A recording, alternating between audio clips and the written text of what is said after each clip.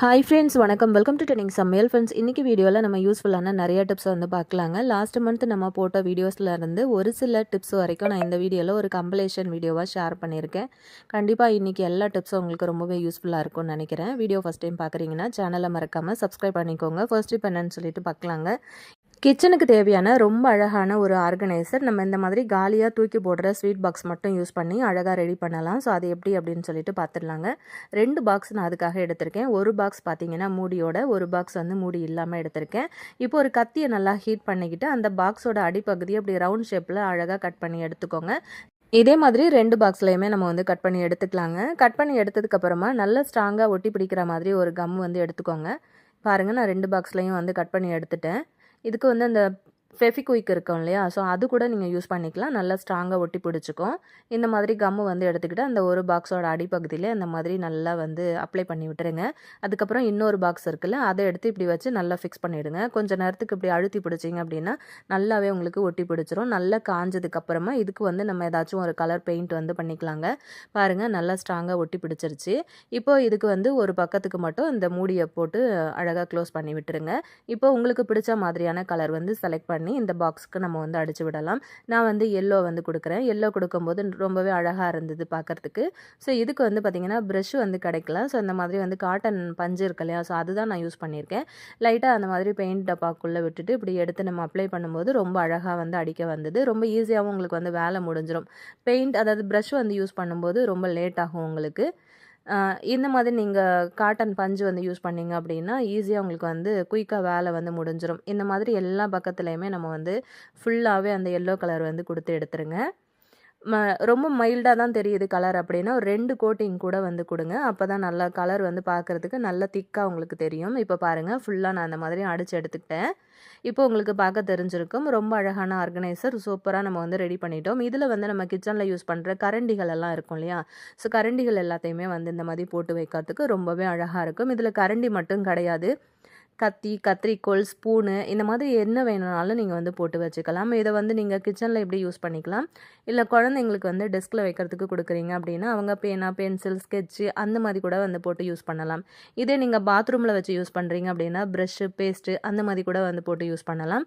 இதை வந்து மல்டிபர்பஸ் ஆர்கனைசராக நீங்கள் வந்து ரொம்ப அழகாக எங்கே வேணும்னாலும் வந்து வச்சு யூஸ் பண்ணிக்கலாங்க.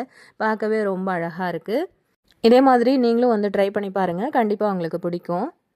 ஸோ இந்த ஐடியா நல்லா இருந்துச்சு அப்படின்னு நினச்சிங்கன்னா மறக்காமல் இந்த வீடியோக்கு ஒரு லைக் கொடுத்துருங்க. அப்படி உங்கள் ஃப்ரெண்ட்ஸ் அண்ட் ஃபேமிலி மெம்பர்ஸோடையும் வந்து இந்த வீடியோவை ஷேர் பண்ணிக்கோங்க. வீடியோக்கு லைக் கொடுக்கும்போது ஹைப் அப்படின்னு சொல்லிட்டு ஒரு பட்டன் இருக்கும், அதையும் வந்து கிளிக் பண்ணி விடுங்க. அப்போ தான் இன்னும் நிறைய பேருக்கு நம்ம வீடியோ வந்து யூடியூப் எடுத்துகிட்டு போவாங்க.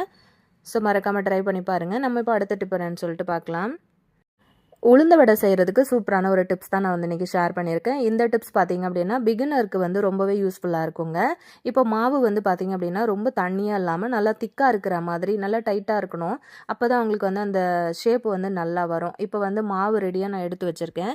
இப்போ இதை நம்ம வந்து எப்படி பண்ண போகிறோம் அப்படின்னு பார்த்தீங்கன்னா, இந்த கொட்டாங்குச்சி இருக்கும் இல்லையா, தேங்காய் துருவிட்டு இந்த சிரட்டையை வந்து தூக்கி போட்டுறாமல் எடுத்து வச்சுக்கோங்க. இதை வந்து யூஸ் பண்ணி நம்ம சேனலில் நிறைய இட்லி ரெசிபி, புட்டு ரெசிபி எல்லாமே கூட நான் அப்லோட் பண்ணியிருக்கேன். இப்போ இதை யூஸ் பண்ணி நம்ம வந்து வடை போடுறத பற்றி பார்க்கலாங்க. இது பிகினர்ஸ்க்கு ரொம்பவே யூஸ்ஃபுல்லாக இருக்கும். புதுசாக வடை சுடுறீங்க அப்படின்னா நம்ம எடுத்து போடும்போது கையில் வந்து எண்ணெய் வந்து பறக்கிறதுக்கு வாய்ப்பு இருக்குது. ஸோ அது வந்து கொப்பளமாகி புண்ணாக கூட ஆகிடும் இல்லையா, ஸோ அதை அவாய்ட் பண்ணுறதுக்கு இந்த மாதிரி வந்து நீங்கள் போட்டு பாருங்கள். ரொம்ப ஈஸியாக வேலை முடிஞ்சிடும். எண்ணெய் பக்கத்தில் கூட நீங்கள் கொண்டு போகணும் அப்படின்னு அவசியம் இல்லை. அழகாக இந்த சரட்டையை பிடிச்சி அழகாக கீழே கவுத்து விட்டிங்க அப்படின்னா எண்ணெய்க்குள்ள ரொம்ப சூப்பராக அந்த வடை வந்து விழுந்துடும். நல்ல ஷேப்பாக கூட நீங்கள் வந்து தட்டிக்கலாம். இப்போ அந்த கொட்டங்குச்சியோட பின்பக்கத்தை நல்லா க்ளீன் பண்ணிவிட்டு அந்த கத்தி வச்சு அந்த சின்ன சின்ன நார் இருக்கும் இல்லையா, அதெல்லாம் க்ளீன் பண்ணிவிட்டு அதுக்கப்புறம் நல்லா வாஷ் பண்ணி தொடச்சி எடுத்துருங்க. லைட்டாக ஆயில் வந்து அப்ளை பண்ணிவிட்டு இந்த மாதிரி வடை மாவை வந்து எடுத்து தட்டி விடுங்க. இப்படி தட்டினதுக்கு அப்புறமா நீங்கள் வந்து எண்ணெயில் போடும்போது ரொம்ப அழகாக உங்களுக்கு வந்து அது எண்ணெயில் கலண்டு வந்துடும். இதே மாதிரி நம்ம எல்லா வடையுமே போட்டு எடுத்துக்கலாம். இப்படி செய்யும்போது உங்களுக்கு கையில் சுத்தமாக எண்ணெய் அப்படிங்கிறது படவே படாது. நம்ம சேனலில் இப்போ ரீசெண்ட் டைமில் வீடியோ பார்க்குற நிறைய பேருக்கு தெரியும், நம்ம சேனலில் வந்து கிவ் அவே வந்து சொல்லியிருந்தோம் போன மாதம். ஸோ அதுக்கான வீடியோஸும் வந்து போட்டு முடிச்சிட்டோம். கிவ் அவே வின்னரும் வந்து செலக்ட் பண்ணி நிறைய பேருக்கு நான் வந்து கிஃப்ட்டை அனுப்பிட்டேன். இன்னும் ஒரு 3 பேருக்கு மட்டும் கிஃப்ட் வந்து கொடுக்க வேண்டியிருக்கு. ஸோ அது வந்து நான் ஃபஸ்ட்டு 5 பேருக்கு அப்படின்னு சொன்னதுனால 5 பேருக்கான கிஃப்ட் வரைக்கும் தான் நான் வாங்கி வச்சுருந்தேன். ஸோ 9 மெம்பர்ஸ் அப்புறம் சொன்னதுனால நான் இப்போ வந்து மீதி இருக்கிற கிஃப்ட் வந்து ஆர்டர் போட்டிருக்கேன். ஸோ அந்த வேலை இருக்குது. வந்ததுக்கப்புறமா அதுவும் வந்து நான் உங்களுக்கு அனுப்பி வச்சுருவேன். ஸோ நேத்து வந்து பார்த்தீங்க அப்படின்னா, ஒரு 6 பேருக்கு நான் அனுப்பியிருந்தேன். எல்லார்கிட்டயுமே வந்து வீடியோ அதாவது கிஃப்ட் வந்ததுக்கப்புறமா ஒரு சின்ன வீடியோ கிளிப்பிங்ஸ் வந்து எடுத்து அனுப்புங்க அப்படின்னு சொல்லியிருந்தேன். ஸோ மறந்துராம கிவ் அவே வின்னர்ஸ் வந்து இந்த வீடியோ பார்க்குறீங்க அப்படின்னா, உங்களுக்கு கிஃப்ட் ரிசீவ் ஆனதுக்கப்புறமா ஒரு சின்ன வீடியோ கிளிப்பிங்ஸ் மட்டும் வந்து எனக்கு எடுத்து அனுப்புங்க. வீடியோஸ் வந்து எப்போவுமே கன்டினியூஸா பார்த்து முதல் மாதிரியே சப்போர்ட் குடுத்துட்டே இருங்க. சீக்கிரமா நம்ம அடுத்த கிவ் அவேவும் வந்து அனௌன்ஸ் பண்ணுவோம். ஸோ பாருங்க, ரொம்ப அழகா நல்ல ஷேப்பா நம்ம வந்து வடை போட்டு எடுத்தாச்சு. இந்த மாதிரி வந்து எவ்வளோ வடை வேணும்னாலும் அழகா நம்ம வந்து தட்டி போட்டுக்கலாம். கையில ஒரு சின்ன துளி எண்ணெய் கூட நமக்கு வந்து தெறிக்கவே தெறிக்காது. இந்த மாதிரி செய்யும்போது வேலையுமே உங்களுக்கு ரொம்ப ஈஸியா முடிஞ்சிருங்க. மறக்காம வந்து ட்ரை பண்ணி பாருங்க. கிவ் அவேக்கான கிஃப்ட் அனுப்புனேன் அப்படின்னு சொன்னேன் இல்லையா? ஸோ எல்லாமே நான் வந்து வீடியோ எடுத்து வச்சிருக்கேன். எல்லாருக்கும் கைக்கு வந்து போய் சேர்ந்ததுக்கப்புறம் எல்லாரோட வீடியோவும் எனக்கு கைக்கு வந்து கிடைச்சதுக்கு அப்புறமா நான் அதுவும் வந்து ஒரு வீடியோல கண்டிப்பா ஷேர் பண்றேன். ஸோ மறக்காம வாட்ச் பண்ணிட்டே இருங்க ஃப்ரெண்ட்ஸ். இப்போ நம்ம நெக்ஸ்ட் டிப் என்னன்னு சொல்லிட்டு பார்க்கலாம். நம்ம சமைக்கும்போது பார்த்தீங்கன்னா, ஏதாச்சும் ஃப்ரை பண்ணுறதுக்கு அப்படின்னு சொல்லிட்டு கொஞ்சமாக தனியா ஆயில் ஏதாவது நம்ம யூஸ் பண்ணுறோம் அப்படின்னா, நம்ம ஃப்ரை பண்ணுற பொருட்கள்ல இருக்கிற மசாலா எல்லாமே அந்த ஆயில்ல இறங்கிட்டு, கீழ ஒரு மாதிரி டஸ்ட்டு மாதிரி நமக்கு அது படிஞ்சிருக்கும். இந்த ஆயில நம்ம வேறு எதுலயும் வந்து யூஸ் பண்ண முடியாது. இத வந்து வடிகட்டணும் அப்படின்னாலுமே நெறையா வந்து கீழ இருக்கிற அந்த சின்ன சின்ன ஸ்டெயின்ஸ் எல்லாமே அப்படியே தான் இருக்கும். நமக்கு ஃபுல்லா கிளியரா அந்த ஆயில நம்மளால வடிகட்ட முடியாது. ஸோ அத வந்து எப்படி ஈஸியா நம்ம வந்து அந்த ஆயில கிளியர் பண்ணி எடுக்கிறது அப்படின்னு சொல்லிட்டு பார்க்கலாங்க. ரொம்ப பல்கான குவான்டிட்டியில ஆயில் ஊத்தி நீங்க ஏதாவது பண்றீங்க அப்படின்னா, அந்த மாதிரி நீங்க சமைக்கும்போது, இந்த மாதிரி கறைகள் எதுனா அதாவது அந்த பொருட்களோட துகள்கள் ஏதாச்சும் உங்களுக்கு ஆயில்ல தங்கிடுச்சு, அத எடுக்க முடியலன்னா, இப்படி ட்ரை பண்ணி பாருங்க. ஒரு 2 ஸ்பூன் அளவுக்கு கார்ன்ஃப்ளவர் மாவு வந்து சேர்த்து, கொஞ்சமா தண்ணி ஊத்தி இப்படி வந்து கரைச்சு எடுத்துக்கோங்க. இந்த மாதிரி கரைச்சதுக்கு அப்புறமா, இப்போ இந்த ஆயில நம்ம வந்து அடுப்புல வச்சு ஹீட் பண்ணிக்கலாங்க. லேசா வந்து ஆயில் சூடாகணும். ரொம்ப கொதிக்க ஆரம்பிச்சிருச்சு அப்படின்னா, அடியில இருக்கிறதும் ஃபுல்லா சேர்ந்து கொதிக்க ஆரம்பிக்கும். அது கொதிக்கிறதுக்கு முன்னாடியே இந்த மாதிரி நம்ம கரைச்சி எடுத்து வச்சிருக்கிற கார்ன்ஃப்ளவர் மாவை இப்படி எண்ணெயில் வந்து ஊற்றி விட்டுருங்க. ஊற்றுனதுக்கு அப்புறம் பார்த்தீங்கன்னா, ஒரு ஸ்பூனை வச்சு நல்லா எல்லா இடத்துலையுமே அந்த மாவு வந்து படுற மாதிரி அப்படி பரட்டி பரட்டி விடுங்க. இப்படி வந்து செஞ்சுட்டு ஒரு 2 நிமிஷத்துலேயே அந்த ஆயிலை நம்ம வந்து இறக்கி வச்சிடலாம். ரொம்ப நேரம் அடுப்பில் வச்சு நல்லா கொதிக்க விட்டு அதை பண்ணணும் அப்படின்லாம் அவசியம் கிடையாது. லேசாக சூடாகும் போதே எடுத்துருங்க. அதுக்கப்புறம் ஸ்பூனை வச்சு அப்படியே எடுத்தீங்க அப்படின்னா, அந்த டஸ்ட் அந்த அடியில இருக்கு இல்லையா? அந்த ஸ்டெயின்ஸ் மொத்தமே வந்து பார்த்தீங்கன்னா, உங்களுக்கு இந்த மாவுல வந்துரும். இந்த மாவோட கலர் உங்களுக்கு பார்த்தீங்கன்னா தெரியும், எந்த அளவுக்கு இருக்குன்னு சொல்லிட்டு. இந்த மாதிரி பண்ணீங்கன்னா, உங்களுக்கு ஆயிலும் வந்து டக்குன்னு கிளியர் ஆயிடும். திரும்ப நீங்க வந்து மறு சமையலுக்கு யூஸ் பண்ணிக்கலாம். இந்த ஆயில வந்து வச்சு மறுநாள்லாம் சமைக்கக்கூடாது. இப்போ ஒரு தடவ நம்ம வந்து சமைக்கிறோம் அப்படின்னா, அன்னைக்கே வந்து சமைச்சு காலி பண்ணிடணும். திரும்ப திரும்ப வச்சு ரீயூஸ் பண்ணோம் அப்படின்னா, உடம்புக்கு ரொம்பவே கெடுதல். ஸோ மறக்காம இந்த ஐடியாவ வந்து ட்ரை பண்ணி பாருங்க. ஆயில் கிளியர் பண்ணுறதுக்கு ரொம்ப சூப்பரான ஒரு டிப்ஸா இருக்கும்னு நெனைக்கிறேன். இப்போ நம்ம நெக்ஸ்ட் டிப் என்ன அப்படின்னு சொல்லிட்டு பார்க்கலாங்க. இப்போ நம்ம வந்து சட்னி தாளிக்கிறதுக்கு, இல்லைனா இப்போ நம்ம முன்னாடி காமிச்சோம் இல்லையா டிப்ஸில், இந்த சின்ன கடாய், இந்த மாதிரி கடாய் வந்து நம்ம எப்போவுமே வீடுகளில் வந்து ஏதாவது தாளிக்கணும், வறுக்கணும், பொரிக்கணும்னா யூஸ் பண்ணுவோம் இல்லையா? இது வந்து ரொம்பவே எண்ணெய் பிசுக்கு, கரைகள் வந்து அதிகமாக பிடிச்சிருச்சு அப்படின்னா, இதை எப்படி ஈஸியாக வந்து க்ளீன் பண்ணுறதுன்னு சொல்லிட்டு தான் நம்ம பார்க்க போகிறோம். இந்த டிப் ஆல்ரெடி நிறைய பேருக்கு தெரிஞ்சிருக்கும்னு நினைக்கிறேன். இப்போ பார்த்தீங்க அப்படின்னா, இந்த சின்ன கடாய்க்கு மட்டும் கிடையாது, நம்ம வீட்டில் வந்து யூஸ் பண்ணுற பெரிய பெரிய பாத்திரங்கள், அதாவது கறி பாத்திரம், சின்ன சின்ன கடாய் எல்லாத்துக்குமே இதை வந்து நீங்கள் யூஸ் பண்ணி, இப்போ கறி பிடிக்குது, எண்ணெய் பிசுக்கு இருக்குது அப்படின்னா எல்லா பாத்திரங்களையுமே அழகாக க்ளீன் பண்ணிக்கலாம். சாண்ட் பேப்பர் அப்படின்னு சொல்லிட்டு உங்களுக்கு வந்து கடைகளில் கிடைக்கும். 15 ரூபா 20 ரூபா அந்த மாதிரி தான் இருக்கும். அந்த மாதிரி பேப்பர் வந்து வாங்கிக்கோங்க. கையில் வந்து லைட்டாக அப்படி பிச்சு எடுத்தீங்கனாலே உங்களுக்கு சின்ன சின்ன பீஸாக அழகாக பிச்சு எடுத்துக்கலாங்க. இப்போ அதை யூஸ் பண்ணி ஒரு இடத்துல நான் தேய்ச்சி விட்டுருக்கேன் பாருங்கள், எந்த அளவுக்கு பளிச்சுன்னு க்ளீன் ஆயிடுச்சு அப்படின்னு சொல்லிட்டு. இந்த மாதிரி கறி பிடிச்ச இல்லைன்னா எண்ணெய் பிசுக்கு பிடிச்ச பாத்திரங்களை மணிக்கணக்காக நீங்கள் வந்து ஊற வச்சு அதுக்கப்புறம் ஸ்க்ரப்பர் போட்டு தேய்ச்சிங்க அப்படின்னாலும் கைவலி தான் வருமே தவிர இந்த அளவுக்கு பளிச்சுன்னு உங்களுக்கு வந்து க்ளீன் ஆகாது. ஒரு அளவுக்கு தான் நம்மளால் தேய்ச்சி க்ளீன் பண்ண முடியும். இந்த மாதிரி பேப்பர் வந்து யூஸ் பண்ணிங்க அப்படின்னா ரொம்ப ஈஸியாக கடகடன்னு எல்லா பாத்திரத்தையும் பளபளன்னு நீங்கள் வந்து தேய்ச்சி எடுத்துக்கலாம். ஸோ இது வந்து தேய்க்கும்போது பார்த்தீங்க அப்படின்னா, லைட்டாக உங்களுக்கு வந்து அந்த கீறல் இருக்க தான் செய்யும் பாத்திரத்தில். அதை இப்போ நம்ம வந்து சமைக்கிறோம், சமைச்சதுக்கப்புறம் நம்ம சாதாரணமாக நார் போட்டு தேய்க்கும்போது நமக்கு எந்த அளவுக்கு பாத்திரத்தில் கீறல் விழுதோ அது மாதிரி தான் இருக்கும். ஸோ அதுக்கெல்லாம் ஓகே அப்படின்னா மறக்காமல் இந்த ஐடியா வந்து ட்ரை பண்ணி பாருங்கள். அப்படி இல்லை எனக்கு கீறலே விழக்கூடாது அப்படின்னா நம்ம பாத்திரம் வந்து தேய்க்கவே முடியாது இல்லையா? ஸோ அதையும் வந்து பார்த்துக்கோங்க. இந்த டிப்ஸ் வந்து உங்களுக்கு ரொம்ப யூஸ்ஃபுல்லாக இருக்கும். இந்த மாதிரி கறி பிடிச்ச, எண்ணெய் பிசுக்கு பிடிச்ச பாத்திரங்களை க்ளீன் பண்ணுறதுக்கு ரொம்ப சூப்பரான ஒரு ஐடியாவாக இருக்கும்னு நினைக்கிறேன். எங்கள் வீட்லேயே அந்த மாதிரி நிறைய ஸ்டெயின்ஸ் இருக்கிற கறி பாத்திரங்கள், எண்ணெய் பிசுக்கு பாத்திரங்கள் இருந்தது அப்படின்னா, ஒரு தடவை நான் இந்த மாதிரி தான் வந்து க்ளீன் பண்ணுவேன். அதுக்கப்புறம் நம்ம வந்து பாத்திரம் கழுவும் போது ஓரளவுக்கு நல்லா தேய்ச்சி ரொம்ப கறி பிடிக்க விட்டுறாம, எண்ணெய் பிசுக்கு பிடிக்க விட்டுறாம, அழகாக நம்ம வந்து மெயின்டைன் பண்ணிகிட்டே வந்தோம் அப்படின்னா, பாத்திரங்களும் எப்போவுமே வந்து பளிச்சுன்னு மெயின்டைன் பண்ண முடியும். ட்ரை பண்ணி பாருங்கள், ஈஸியாக இருக்கும். ட்ரை பண்ணி பாருங்கள். அடுத்த டிப் என்னன்னு சொல்லிட்டு பார்க்கலாங்க. இந்த மாதிரி சிங்க் ஃபுல்லாக பாத்திரம் இருந்தாலும், கூட கணக்கில் பாத்திரம் இருந்தாலும், சோப்பில் தொட்டு தொட்டு நீங்கள் பாத்திரம் கழுவணும்னு அவசியம் இல்லைங்க. இப்போ நான் சொல்கிற ஐடியா படி நீங்கள் ட்ரை பண்ணி பாருங்கள். பாத்திரம் கழுவுறதுக்கு ரொம்பவே ஈஸியாக இருக்கும் உங்களுக்கு இந்த ஐடியா. நிறைய பேருக்கு பார்த்திங்கன்னா, நம்ம சோப்பில் தொட்டு தொட்டு வந்து கழுவும் போது சில சமயத்தில் அலர்ஜி மாதிரி இருக்கும் கையில். சிலருக்கு ஒத்துக்கவே ஒத்துக்காது. அந்த மாதிரி இருக்கிறவங்கலாம் கண்டிப்பாக இதை வந்து ட்ரை பண்ணலாம். இதை நம்ம சோப்பு யூஸ் பண்ணி தான் நம்ம பண்ண போகிறோம். ஆனால் வந்து அடிக்கடி நீங்கள் சோப்பு தொடணும் அப்படின்லாம் அவசியம் கிடையாது. அதுக்கு பார்த்திங்கன்னா, இந்த மாதிரி ஒரு சோப்பு நான் எடுத்திருக்கேன். நீங்கள் பாத்திரம் கழுவுறதுக்கு யூஸ் பண்ணுற எந்த சோப்பு நீங்கள் யூஸ் பண்ணுறீங்களோ அதுவே வந்து எடுத்துக்கோங்க. இப்போ இந்த சோப்பையும் வந்து நம்ம ஃபுல்லாக யூஸ் பண்ண போகிறது கிடையாது. ஒரு தடவை நம்ம தண்ணியில் போட்டுட்டோம் அப்படின்னா, அந்த சோப்பு ஒரு வாரம் வரைக்கும் தான் நமக்கு வந்து தாங்கும். கரைஞ்சு சீக்கிரமாகவே வந்து சோப்பே தீர்ந்து போயிடும். அந்த மாதிரியும் ஆகாது. சோப்பும் வந்து நீங்கள் சூப்பராக சேவ் பண்ண முடியும். ஒரு பக்கமாக வந்து மட்டும் இந்த மாதிரி துருவி எடுத்துக்கோங்க. நான் வந்து இந்த மாதிரி துருவுறேன் இல்லையா, ஸோ இந்த மாதிரி வந்து கேரட் துருவுற பீலர் எதுனா இருந்ததுன்னா அதை யூஸ் பண்ணி இந்த மாதிரி நீங்கள் துருவிக்கோங்க. ஒரு பக்கமாக தான் நான் வந்து துருவியிருக்கேன். இப்போ நீங்கள் ஒரு ₹5 சோப்பு எடுத்தீங்க அப்படின்னா மாதம் முழுக்க கூட நீங்கள் வந்து வச்சு யூஸ் பண்ணி பாத்திரம் கழுவலாம். இப்போ நான் சொல்கிற மெத்தட் படி நீங்கள் செஞ்சீங்க அப்படின்னா இந்தளவுக்கு தான் நான் வந்து சோப்பை துருவி எடுத்திருக்கேன். இப்போ இது கூட நம்ம என்ன சேர்க்க போகிறோன்னு பார்த்தீங்கன்னா, நான் வந்து ஈனோ வந்து சேர்த்துருக்கேன். இது வந்து ஒரு 2 ஸ்பூன் அளவுக்கு நான் சேர்த்துருக்கேன். இந்த ஈனோ உங்ககிட்ட இல்லை அப்படின்னா, நீங்கள் தாராளமாக வந்து இட்லி சோடா தூள் இருக்குல்ல, அது ஒரு 2 ஸ்பூன் அளவுக்கு வந்து சேர்த்துக்கலாம். ஒரு 2 ஸ்பூன் அளவுக்கு மட்டும் சேர்த்து நல்லா இதை வந்து மிக்ஸ் பண்ணிவிட்டு நல்லா கை வச்சு கலந்து விடுங்க. நல்லா அந்த சோப்பு வந்து துருவி இருக்கிறதுனால கொஞ்சம் சின்ன சின்ன பீஸாக நமக்கு உடஞ்சி கிடைக்கும். அப்போ தான் இது வந்து நம்ம ஊற வைக்கும்போது ஈஸியாக இருக்கும் நமக்கு அது கரையிறதுக்கு. இந்த மாதிரி ஒரு பவுலில் வந்து சேர்த்துக்கலாம். இப்போ இதை வந்து கொஞ்சமாக தண்ணி ஊற்றி விட்டுருங்க. இப்போ இதுக்கு வந்து நீங்கள் ஒரு 1/4 லிட்டர் அளவு வரைக்கும் கூட தண்ணி வந்து ஊற்றிக்கலாம். நல்லாவே உங்களுக்கு பாத்திரம் கழுவும்போது சூப்பராக நுரைச்சி வரும். இப்போ நம்ம ஈனோவும் வந்து சேர்த்துருக்குறோம் இல்லையா, தண்ணி கொஞ்சம் ஊற்றினோன்னே பாருங்கள் எந்த அளவுக்கு நல்லா திக்காக வந்திருக்குன்ட்டு. இப்போ நான் கை வச்சு நல்லா அந்த சோப்பு கரையிற அளவுக்கு நான் பிசைஞ்சு விட்டுறேன். இப்போ இதுக்கு வந்து நம்ம ஏதாவது ஒரு ஸ்ப்ரே பாட்டில் எடுத்துக்கோங்க. ஸ்ப்ரே பாட்டில் இல்லை அப்படின்னா இந்த மாதிரி எதனா ஒரு வாட்டர் பாட்டில் வந்து யூஸ் பண்ணிக்கோங்க. அந்த மூடியில் வந்து பார்த்திங்கன்னா ஒரு 4, 5 ஓட்டையை வந்து இந்த மாதிரி போட்டு விட்டுக்கோங்க. ரொம்ப பெருசாக போட்டுறாதீங்க, சின்ன ஓட்டையாக போடுங்க. இப்போ நான் போட்ட ஓட்டையே வந்து பார்த்திங்கன்னா கொஞ்சம் பெருசு தான். அதனால அதிகமான அளவில் நமக்கு லிக்விட் வந்து செலவாகும். ஸோ 1, 2 ஓட்டை மட்டும் சின்னதாக போட்டுக்கோங்க. இப்போ அந்த தண்ணியை வடிகட்டி ஒரு டம்ளரில் எடுத்து வச்சுருக்கேன். கூடவே ஒரு அரை மூடி அளவுக்கு எலுமிச்சம்பழ சாறு வந்து பிழிஞ்சு விட்டுருக்கேன். இப்போ நம்மளோட பாத்திரம் கழுவுற லிக்விட் வந்து சூப்பராக ரெடி ஆகிடுச்சு. அதை வந்து இந்த பாட்டிலில் சேர்த்துட்டு கூடவே இன்னும் எக்ஸ்ட்ரா ஒரு 2 டம்ளர் அளவுக்கு நான் வந்து தண்ணி சேர்த்துருக்கேன். இப்போ இதுவே பார்த்தீங்கன்னா எனக்கு 10 நாளைக்கு பாத்திரம் கழுவுற அளவுக்கான லிக்விட் வந்து சூப்பராக ரெடி ஆகிடுச்சு.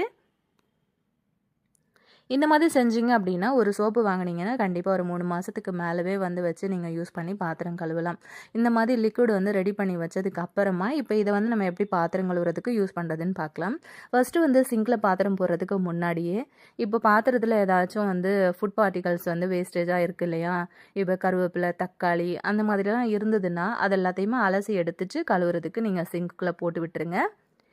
போட்டதுக்கப்புறமா எல்லா பாத்திரத்துலையும் கொஞ்சம் கொஞ்சம் தண்ணி வந்து தெளிச்சு விடுங்க. அப்போ தான் பாத்திரம் கழுவும் போது ஈஸியாக இருக்கும். எதனா கரைகள் இருந்ததுன்னா சீக்கிரம் நமக்கு ஊறி வந்துடும். இப்போ பாத்திரத்தில் இருக்கிற தண்ணி எல்லாத்தையுமே கீழே கவுத்து விட்டுட்டு இப்போ நம்ம வந்து ரெடி பண்ணி வச்சுருக்கிறோம் இல்லையா, இந்த லிக்விடை எல்லா பாத்திரத்துலையுமே வந்து தெளிச்சு விடுங்க. கொஞ்சம் ஹோல்ஸ் வந்து சின்னதாக போட சொன்னேன் இல்லையா, நான் கொஞ்சம் பெருசாக போட்டுட்டேன். அதனால கொஞ்சம் அதிகமான அளவில் எனக்கு லிக்விட் வந்து வர ஆரம்பிச்சிருச்சு. ஸோ நீங்கள் சின்ன சின்னதாக வந்து ஒரு 2, 3 ஹோல்ஸ் வந்து போட்டிங்கனாலே ஓகேவாக இருக்கும். இந்த தண்ணியை வந்து எல்லா இடத்துலையுமே வந்து தெளிச்சு விட்டுருங்க, அதாவது பாத்திரத்தில். அதுக்கப்புறமா அந்த மாதிரி ஸ்க்ரப்பர் ஒன்று யூஸ் பண்ணிக்கிட்டு நம்ம வந்து பாத்திரத்தை அப்படியே வந்து தேய்க்க ஆரம்பிச்சிடலாம். ஏன்னா எல்லாத்துலேயுமே நம்ம வந்து அந்த சோப்பு தண்ணியை வந்து தெளிச்சு விட்டுருக்கிறதுனால நமக்கு ரொம்பவே ஈஸியாக இருக்கும். ஒரு தடவையும் நம்ம வந்து சோப்பில் தொட்டு தொட்டு பாத்திரம் கழுவணும்னு அவசியம் கிடையாது. இப்போ நீங்கள் சோப்பு வந்து யூஸ் பண்ணல, லிக்விட் தான் யூஸ் பண்ணுறீங்க அப்படின்னாலுமே ஒரு 2 ஸ்பூன் அளவுக்கு லிக்விட் வந்து எடுத்துக்கிட்டு அதில் ஒரு 2 டம்ளர் அளவுக்கு தண்ணியை வந்து மிக்ஸ் பண்ணிக்கோங்க. கூடவே நான் வந்து சொன்ன மாதிரி ஈனோ வந்து சேர்த்துக்கோங்க, லெமன் ஜூஸும் வந்து கொஞ்சமாக சேர்த்துக்கோங்க. இந்த மாதிரி சேர்த்து கழுவும் போது உங்களுக்கு பாத்திரத்தில் அந்த மாதிரி தெளிச்சு விட்டுட்டு நீங்கள் பாத்திரம் கழுவுறீங்க அப்படின்னா பாத்திரங்களில் உங்களுக்கு ஒயிட்டாக அங்கங்கே பிடிக்குது அப்படின்னாலும் அந்த மாதிரி பிரச்சனையும் வந்து வந்து இருக்காது. அதே மாதிரி பாத்திரம் வந்து நல்லா பளிச்சுன்னு இருக்கும். பார்க்கறதுக்கு நல்ல பளபளன்னு ஒரு ஷைனிங் லுக் குடுக்கும். அதே மாதிரி உங்களுக்கு ஒரே தடவையிலே ஒரு தடவை தெளிச்சு விட்டதிலேயே நீங்க வந்து ஈஸியா அப்படியே வந்து தேய்ச்சு அழகா பாத்திரங்கள வந்து கிளீன் பண்ணிடலாம்.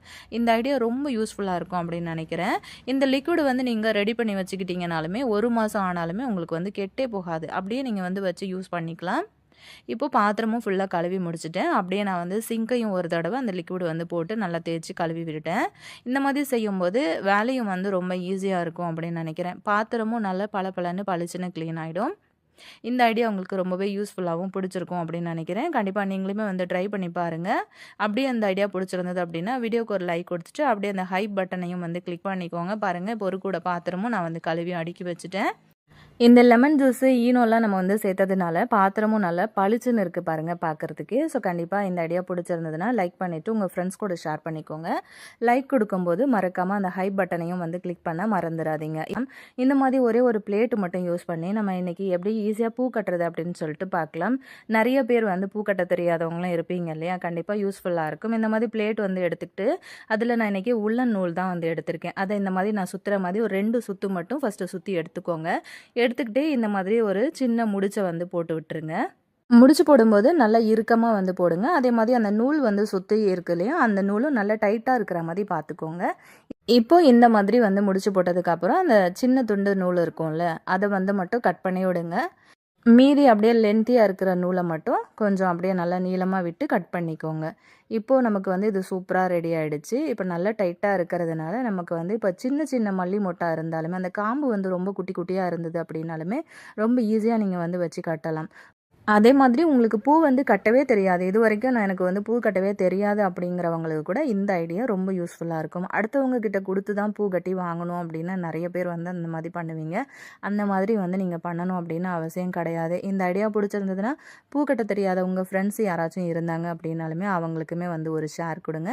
நடுவில் பார்த்தீங்கன்னா அந்த நூல் இருக்கு இல்லையா, அதை கொஞ்சம் கொஞ்சமாக நீக்கி நீக்கி நீங்கள் இந்த மாதிரி பூவை உள்ளே வச்சு வச்சு அழகாக அந்த மாதிரி கட்டலாம். நல்ல நெருக்கமாக வரும். இதுலேயே வந்து நிறையா டிஃப்ரெண்ட் டைப்பில் நீங்கள் வந்து பூ கட்டலாம். நடுவில் வந்து சின்ன சின்னதாக ரோஸ் பெட்டல்ஸ் இருக்கு இல்லையா, அதை கூட மடித்து மடித்து நடுவில் வச்சு வச்சு கட்டும்போது உங்களுக்கு நல்லாயிருக்கும், கலர்ஃபுல்லாக இருக்கும் பார்க்குறதுக்கு.